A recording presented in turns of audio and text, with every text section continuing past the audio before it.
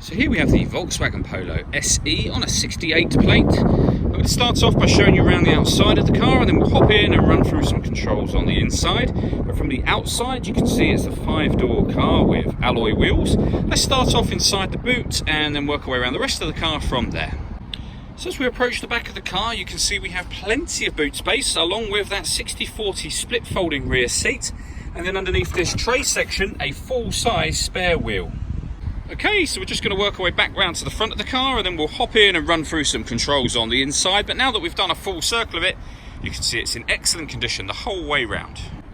Just briefly before we climb in, I think it's well worth seeing the interior from this exterior point of view. There's plenty to run through on the dashboard, so let's hop in and we'll do that now. Okay, so now that we're inside the car, we're going to start with the dials. On the left-hand side, we have the rev counter, and on the right-hand side, the speedometer and fuel gauge. In the middle, you can see the total miles for this car, which are 4,042. Above that, we've got various different bits of trip computer information, which can be changed using buttons on the steering wheel. You can have, for example, the digital readout for the speedometer that you see being displayed now. Also, we have other menus available, so assist systems, audio, your telephone, vehicle status, and the menu we started on, which is driving data. If we back out to the steering wheel, the buttons I was using just a moment ago to go through these menus are over here. And on the left-hand side, we have stereo controls.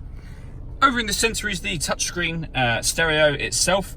It's also where you'll pair your phone, amongst other things. So pairing your phone, just hit Find Mobile Phone and follow the instructions on screen from there.